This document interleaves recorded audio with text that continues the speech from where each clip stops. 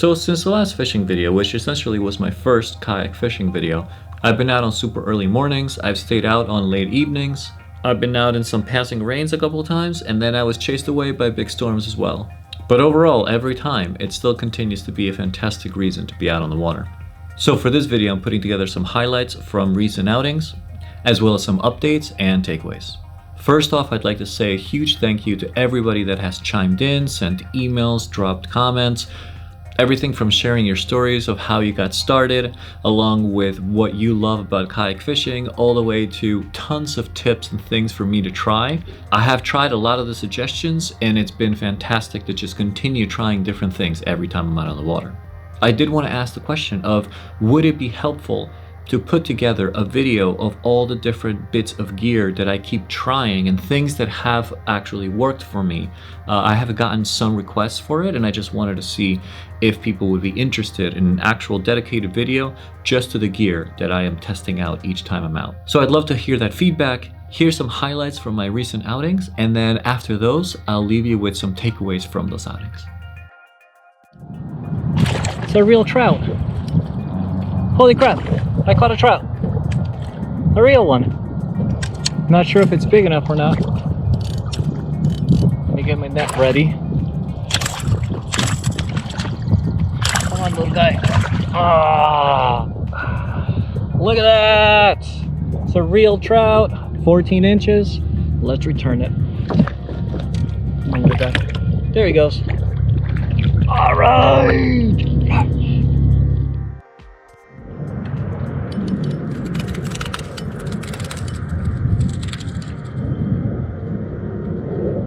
Oh yeah, it's a flounder. 13.5 inches. Flounder coming home. It's another trout. This might be big enough.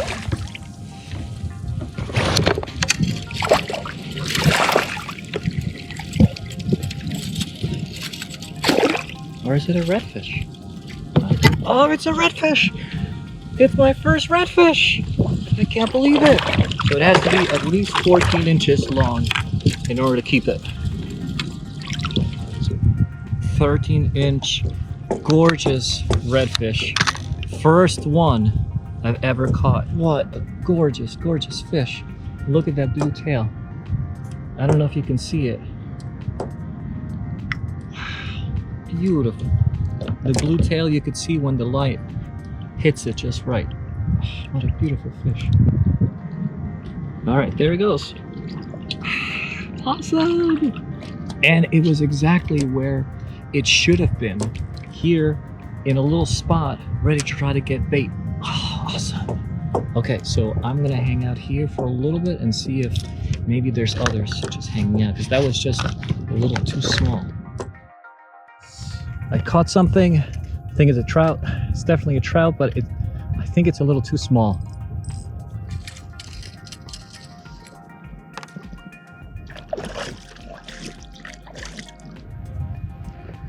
All right. Nice little 12-incher.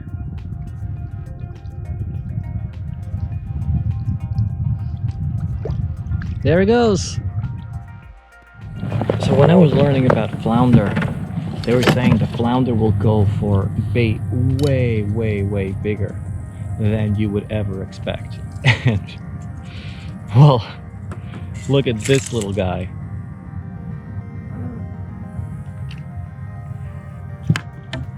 The tiniest of flounders. Look at this little guy. There you go. Fantastic. Okay, so there's definitely flounder here. Okay, so I'm out at another time, and I have a fish on. I'm in a really good spot, but I've gone up to get some grass. I definitely have a fish on. Hope I don't lose it. Let's see what we got today. Oh, it's a flounder! All right, we seem to be doing all right with flounders. All right. Here we go. 12 and a half, I think. Let's throw him back. Let's let him go. There he goes. Okay, great start.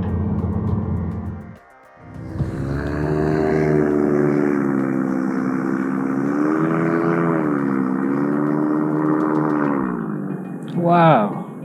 Look at that. Damn.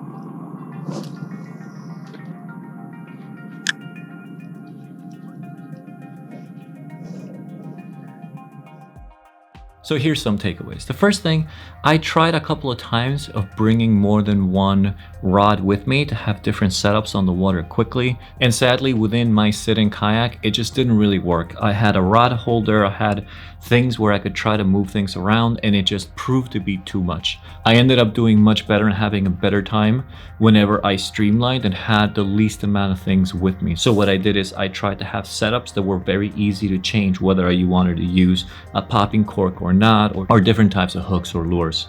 I made my anchor pole super easy to use so that I could quickly use it with one hand, get stuck in a certain position, and then put it away quickly to be able to move on to the next spot.